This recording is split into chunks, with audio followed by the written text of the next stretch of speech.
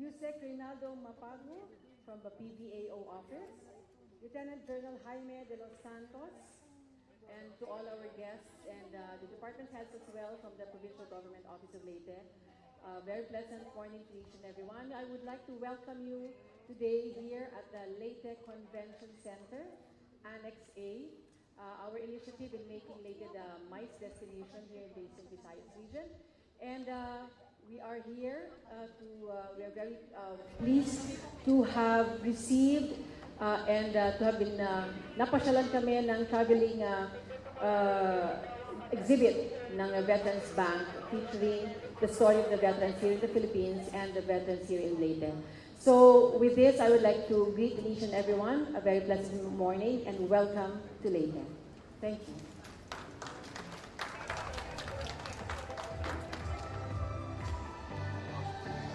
Thank you very much. Ladies and gentlemen, that was our provincial tourism consultant of the province of Leyte, the wife of our governor, Governor Carlos Yercoy Cubitilia, Ma'am Francis and Cecilia Cubitilia.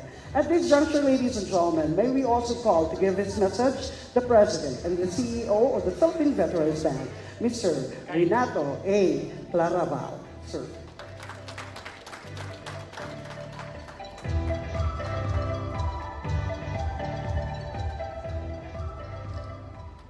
Good morning, everyone. I would like to thank the Speaker Ferdinand Martin G. Romualdez for being here today, as well as Governor Jericho Petilia, and most especially for Ms. Frances Ann Petilia, who has been so instrumental in having us this occasion today. This is a traveling exhibit. We bring this all over the country to commemorate the sacrifices of all of our veteran heroes.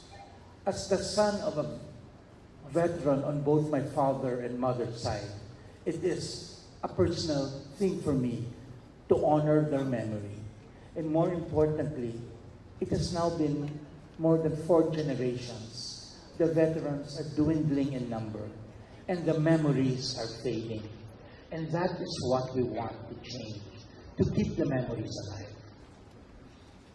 Everyone seems to know about Colonel Cangleon in Leyte, but very few know of 3 16-year-old scouts, Valeriano Abelio, Antero Wino, and Vicente Teston, who actually went by banca to greet the American forces and tell them that effectively the coast was clear. These are stories that are not known and we'd like to spread. Thank you very much for being here.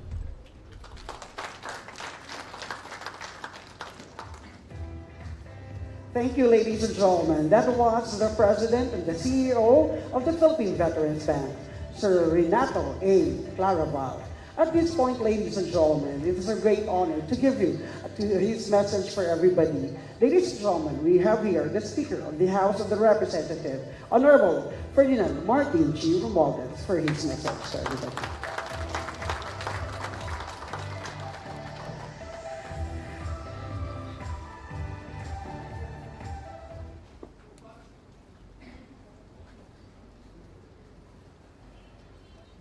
Final to ating nasunan.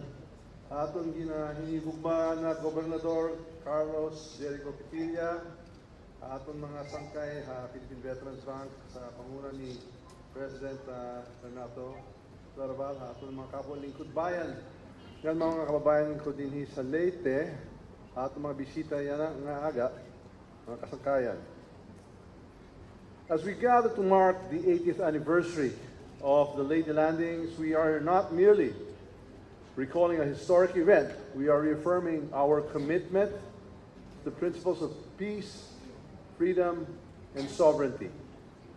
These values, which were so valiantly defended by our forefathers, remain crucial as we confront the new challenges in our rapidly changing world. Ang mga pagbalik-tanaw sa nakaraan ay isang napakalagang gawain. Sa pamamagitan ng ganitong mga espesyal na okasyon, binibigyan natin ng halaga at pagkilala ang mga sakripisyo ng mambayani ng ating bansa. Higit pa rito, ito ay isang paalala na ang kanilang laban para sa kalayaan ay patuloy nating isinusulong. The Leyte landings marked a turning point in our history, a moment when the tide turned in favor of freedom.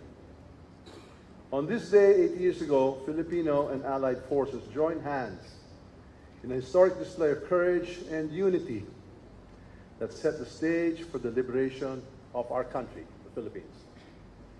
It was a struggle for freedom from foreign domination, and through their sacrifices we regained our independence and integrity. But the fight for freedom and sovereignty did not end 8 years ago. Today, we face a new battlefield. Our enemy is no longer a foreign invader, but the threats to our territorial integrity, the undermining of international laws, and the growing tensions in the Philippine Sea. As Speaker of the House of Representatives, I am proud to stand with our government in upholding a rules-based international order, particularly in our maritime domain. We continue to advocate for the peaceful resolution of disputes, guided by the principles enshrined in the United Nations Convention of the Law of the Sea, UNCLOS. We honor the legacy of our veterans by ensuring that our nation's sovereignty is respected, especially in the West Philippine Sea. And just as our forefathers fought side by side with allies in the past, today we strengthen our alliances with like-minded nations to defend the principles of freedom and democracy. This is a new war, a war for peace, stability, and the preservation of our way of life. We are committed to protecting our sovereign rights, ensuring the future generations will live in a free and secure Philippines. Ang laban na ito ay hindi lang tungkol sa teritoryo. Ito ay laban din para sa ating karapatan, para sa kapayapaan, at para sa kinabukasan ng bawat Pilipino. Pinaglalabanan natin ang mga prinsipyong itinaguyod ng ating mga bayan: karapatan, kalayaan, at katarungan.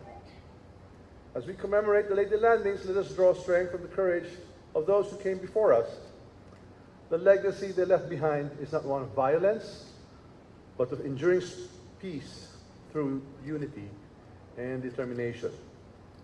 Just as they were victorious in the face of adversity, we too can overcome the challenges that we face today, whether they are threats to our sovereignty or persistent challenges of poverty and inequality. Maraming salamat sa pamunuan at mga kawani ng Veterans Bank of the Philippines sa pagsaayos ng okasyon na ito. Maraming salamat din sa lahat ng inyong mga hakbangin upang mabigyan parangal ang kabayanihan ng ating mga magigiting na ninuno para maging inspirasyon sa kasalukuyang henerasyon. Mabuhay ang lahing Pilipino, mabuhay ang bagong Pilipinas. Pagpadayon nato ng atong laban para kapayapaan, kalayan, ngan katurungan.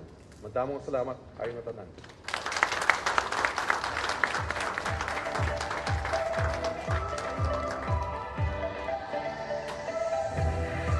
Thank you very much. Ladies and gentlemen, that was the Speaker of the House of Representatives. Let's give another round of applause.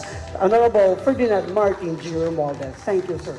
At this juncture, ladies and gentlemen, we'd like to invite our friends from the Philippine Veterans Bank to please join me here on stage as we're going to offer a token to our guest speakers. We'd like to request the President and the CEO of the Philippine Veterans Bank, Mr. Renato Claraval, and the Director of the Philippine Veterans Bank, General Reynaldo V. Velasco, because they have a token to our guest speakers.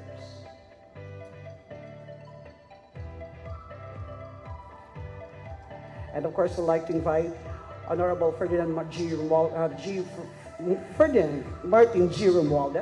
We also would like to invite Ma'am Francis Ann Basilio Petilla, and of course, the Governor of the Province of Leyte, Governor Carlos Jericho Icot Petilla, to receive the special token from the Philippine Veterans Bank.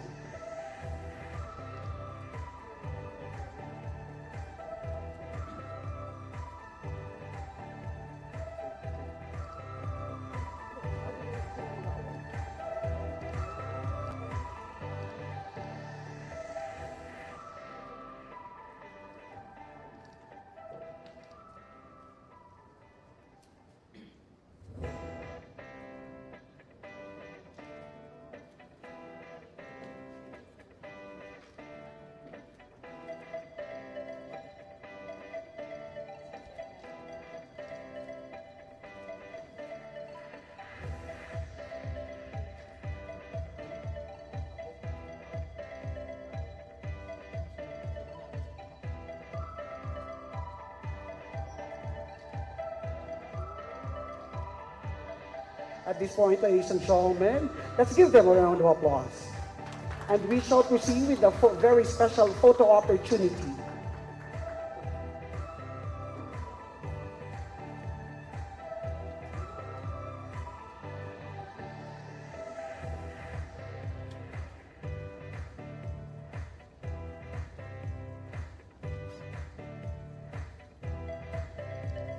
Once again, ladies and gentlemen, let's give another round of applause to Ma'am Francis Ann Basilio Pitilla, Governor Carlos Jericho L. Pitilla, and of course, ladies and gentlemen, we would like to also give a round of applause to Honorable Ferdinand Martin G. Romualdez, the Speaker of the House of Representatives.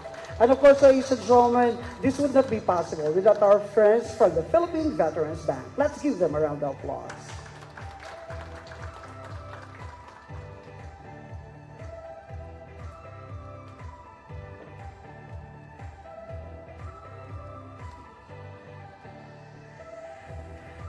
So ladies and gentlemen, that ends our very short but special program that we have.